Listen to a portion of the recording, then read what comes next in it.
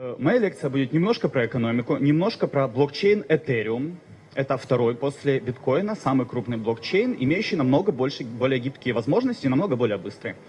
Немного про нашу нишу в бизнесе, нишу, которую занимает моя компания, как мы хотим эту нишу уничтожить весь этот бизнес и сделать все это бесплатным. И чем мы хотим заняться после этого. Спасибо большое. Кто я? Последние 7 лет я работаю в хай-лоаде, бигдате, криптотехнологиях. До этого делал сайты, мне не нравилось. Сейчас я работаю продакт-овнером в компании MBSafe, и мы занимаемся выпуском инструментов для криптоинвестирования. Моя команда сейчас разрабатывает биржу нового поколения, о ней я вам хочу рассказать чуть позже. Также широко известен в очень узких научных кругах популяризатор науки, автор десятков лекций по физике, биологии, программированию и организатор 15×4, крупнейшего в Молдове, кстати, Украине и России, сообщества ученых-волонтеров, которые проводят конференции, похожие на TEDx, только абсолютно бесплатные. Следующая такая в Кишиневе 1 апреля. Это не шутка первоапрельская, но вы можете ее посетить. И таких уже прошло несколько сотен. Но об этом все в другом лекции, о чем я расскажу в этой лекции. Название моего доклада очень расплывчатое, согласитесь. Как все, в чем одновременно есть слова блокчейн и рынок. И о чем я расскажу. Чем механизм выпуска акций, как таковой, отличается от краудфандинга и банковского кредита. Чем ICO, механизм выпуска криптоакций, отличается от IPO, механизма выпуска бумажных акций. И какую ключевую инновацию вносит блокчейн в этот раз в классический механизм. И какое будущее у ICO, механизма выпуска криптоакций. Как это изменит экономику. И тут я расскажу о продуктах, что мы разрабатываем. Прежде чем мы углубимся в будущее финансов, давайте чуть-чуть совсем терминологии. Начнем с того, чем ICO отличается от IPO, краудфандинга и кредита. Обычно, когда я начинаю это рассказывать, меня вот тут перебивают, вот в этой точке, и говорят, мы все это знаем. ICO — это краудфандинг, это как Kickstarter. Вот тут вот разница. В краудфандинге, когда все скидываются заранее, продают по предзаказу будущий товар. То есть мы пообещали всем произвести кружки, собрали у всех денег на кружки, произвели кружки, разослали кружки всем тем, кто дал нам денег. Если мы берем кредит в банке, то отдавать его придется наличными, не кружками. И отдавать его придется сразу же, постепенно. Таким образом, мы и удлиняем время самоокупания всего нашего предприятия, и в целом замедляем рост бизнеса, потому что банки зачастую не готовы к предпринимательским рискам, не готовы к принятию риска. В ICO и IPO, в этих механизмах, мы продаем долю владения в нашей компании. То есть нам не нужно будет ее отдавать. И нам не нужно будет высылать чашки. Если кратко, то сущность этих процессов в том, что если вы можете внятно описать, зачем вам нужны деньги, то инвесторы вам их дадут. Если после этого вы начнете производить продукт, который будет нравиться людям, платить дивиденды по своим акциям, то ваши акции будут расти. В этом суть процесса. Почему это звучит как фокус? Почему это звучит так круто? Предпринимательство само по себе – это решение проблемы предпринимателя, недостаток денег, с помощью решения проблемы потребителя, потребность в услуге или товаре. И в таком случае IPO – это решение проблемы поиска инвестиций компанией с помощью решения проблемы хранения денег другими людьми. То есть мы инвертировали задачу. Это немножко сложная была фраза, но подумайте, мы инвертировали задачу. Вместо того, чтобы искать инвестиции, мы создали финансовый инструмент. Именно так и для этого и выпускают акции. Таким образом, решив чужие проблемы хранения денег, решая свои поиски инвестиций, мы получили возможность привлечь инвестиции во много раз превышающие затраты на сам процесс эмиссии. Все эти плюсы акционного рынка свойственны и ICO, криптовалютной версии IPO. В чем же разница? Благодаря инновациям, предоставляемым технологией блокчейн, о них сегодня много говорили, сама стоимость этого процесса в десятки раз меньше. Если минимальная стоимость IPO на европейской бирже составляет сейчас около $200 тысяч, а стоимость выхода на IPO на крупных мировых биржах типа NASDAQ, не к ночи упомянутому, доходит до $1 миллиона, то криптовалютный вариант ICO варьируется от 10 до 40 тысяч $. Это действительно в десятки раз меньше. При этом достигается абсолютно аналогичный результат. Возможность привлечь инвестиции во много раз превышающие изначальные вложения. Это открывает дорогу к получению инвестициям средним и маленьким компаниям, а также стартапам, не только компаниям, у которых есть 200 тысяч или миллион. Другое существенное различие – это абсолютное из того, что сейчас располагает человечество, криптографическая защищенность. Лучше у нас нет, давайте использовать какую есть. И этими акциями, которые выпускаются в ICO, не владеет некая компания, которая управляет акциями. Этими акциями вы напрямую управляете внутри блокчейна с помощью своего умного контракта. Это совсем другой тип владения акциями. Об этом тоже поговорим позже. И у этого механизма есть очень широкие потенциальные возможности. Дело в том, что любой контракт для любой компании, которая будет управлять этими акциями, может быть уникален. Он может рассматривать любой кейс бизнеса, может любым образом его регулировать. Какие ICO делает Ambisafe? Я приведу пример нескольких разных, про которых могу рассказать. Пример не совсем идеального, как по мне, ICO – это Хронобанк. Это децентрализованный сервис трудоустройства. Он потратил $300 тысяч, привлек $6 миллионов. Сейчас мы считаем, что можно было эффективнее потратить финансирование и достичь того же самого результата дешевле. Другой интересный пример – это InChain. Он потратил 5 тысяч и привлек 240 тысяч. Посмотрите на разницу. Этих средств, кстати, в результате оказалось немного недостаточно для запуска проекта по условию контракта. И по условию же контракта эти деньги были безопасно переданы обратно инвесторам, так как общая сумма не была набрана, она была чуть больше. Но сам пример того, как за $5 тысяч были привлечены огромные инвестиции, вселяет в нас любовь и надежду. Сейчас прямо в разгаре идет ICO TAAS, токен как сервис. И этот проект в процессе. Сбор средств будет длиться месяц. Сейчас 3-й день. Собрано $1,5 миллиона. Максимальная сумма оценена как $101 миллион. И еще один интересный эксперимент – это процесс продукт Armor Ceramics. Это ICO завода огнеупорной керамики в Днепре. И такими продуктами мы хотим показать, что этот процесс ICO подходит не только для новаторских интернет-компаний, но и для классических компаний, таких как фабрики. Мы мечтаем об удешевлении этого процесса и дальше. Мы хотим дать доступ к нему маленьким локальным компаниям. И для того, чтобы удешевить сам процесс, мы разрабатываем новый биржевый механизм. Мы ищем партнеров в странах, ищущих пути для роста экономики в своей стране. Мы хотим открыть 100 бирж в 100 стран. Наш движок адаптирован именно под торговлю ассетами, а не криптовалютами.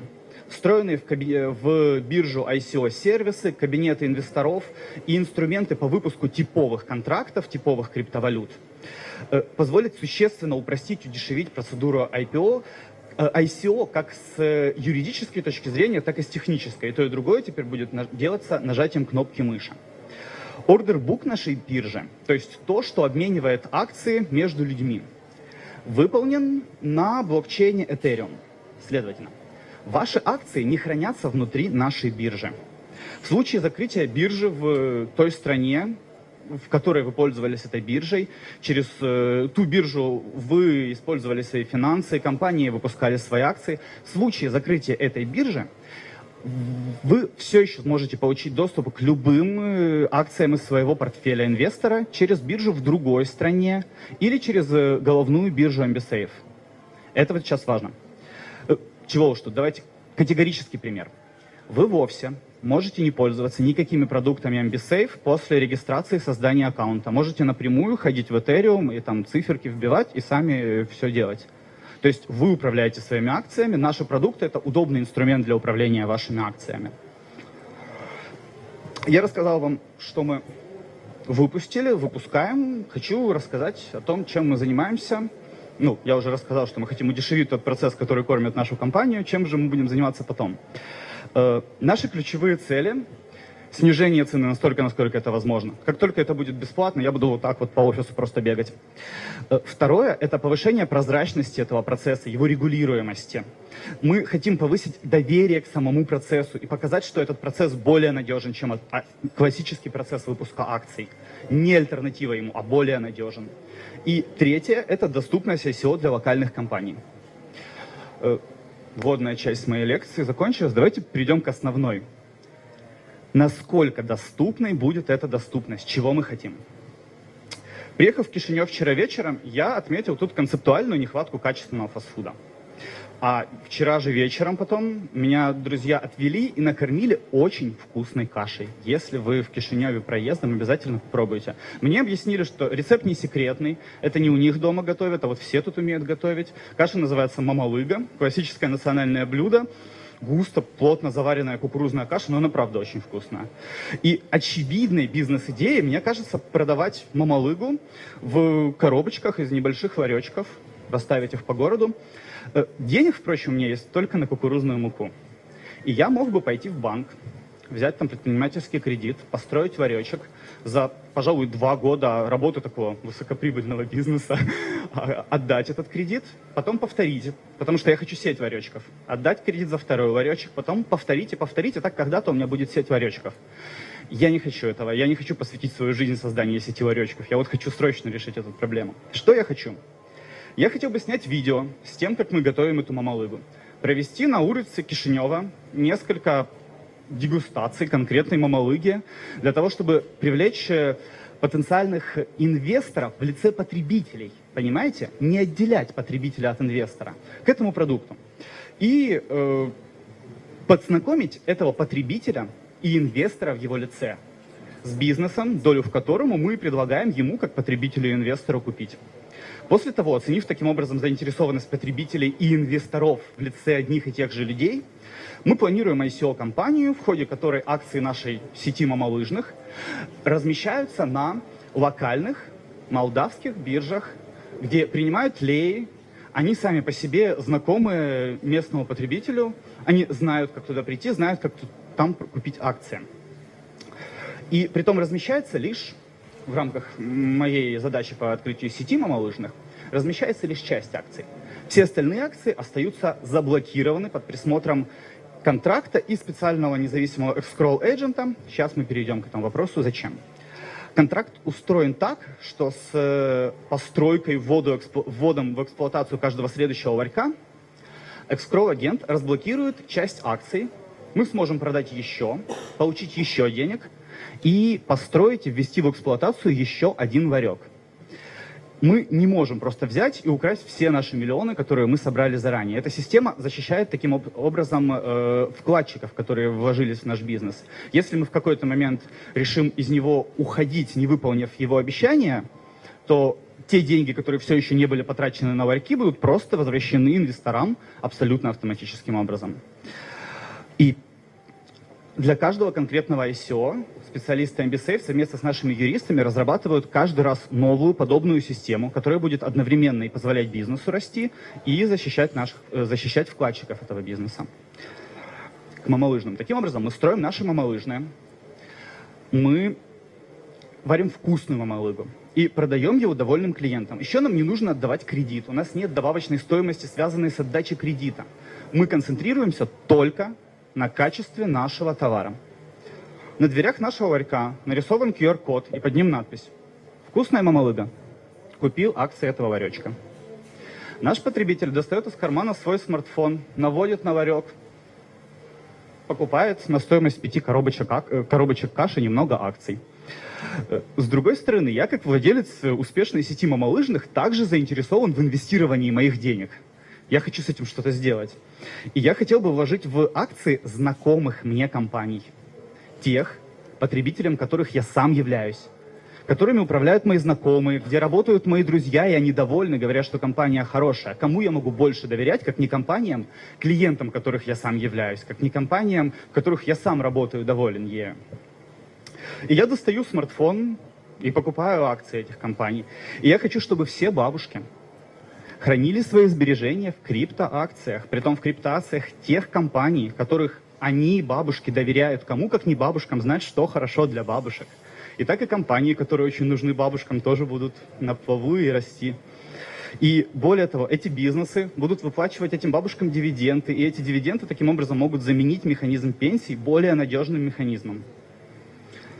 Если вам кажется, что акции это что-то очень абстрактное и сложное, не переживайте. В данном случае вы даже не будете понимать, что под капотом всего этого приложения и всей этой инфраструктуры лежат акции. Вы просто совершаете покупки, переводы, посылаете деньги, не думая, что работает внутри. Вы просто видите цены в своей локальной валюте, допустим, в леях.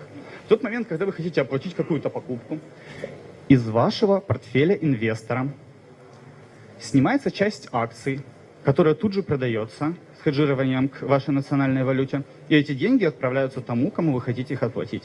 Если вам нужно немного наличных денег, вы вставляете карточку в банкомат, вводите сумму, с вашего портфеля списывается столько акций и тут же продается, сколько нужно, чтобы выдать эту сумму, и они выезжают из вашего банкомата. И если я вдруг хочу занять денег у друга, я ему пишу: слушай, есть 1000? Он говорит: есть, но только акциями. Ну, акциями лишь лучше на самом деле. И я ему говорю: давай. Что он делает? Он нажимает одну кнопку в своем приложении, в том, в котором покупал акции, в котором ларечки, все прочее. И через нажатие на эту одну кнопку эта 1000, только конвертированная в акции с его портфеля, уже лежит в моем портфеле. И самое главное, в сети блокчейн создан контракт, с помощью которого, в сети блокчейн, Ethereum в данном случае, с помощью которого я и смогу вернуть ему эти акции. Контракт предоставляет мне много удобных способов вернуть эти акции, любую платежку, которую я хочу, и сам высылает мне напоминание о том, что я должен Володе денег. И если я эти деньги не верну, то контракт сам активирует код каких-то штрафных санкций, допустим, он может сам списать их с моего счета. Ну, самое главное не это. Если я эти деньги не верну, то в блокчейне навсегда останется запись о том, что я уже однажды денег не вернул. Ну, самое главное. Пользователю всей этой системы вообще не нужно знать и не обязательно, что внутри лежат акции. Он просто использует удобную платежку. Вот такие вот у нас планы. С одной стороны, впереди есть еще некоторые технические и юридические вопросы, которые мы продолжаем решать. С другой стороны, за спиной у нас уже очень много решенных технических проблем, и юридических, и готовые проекты. И тут еще технологическая сингулярность засасывает нас всех в этот дивный новый мир, все становится быстрее, интереснее, динамичнее. И спасибо вам большое за внимание.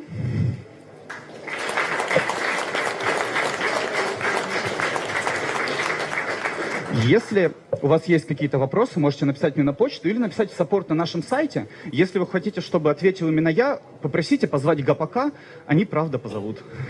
Спасибо большое.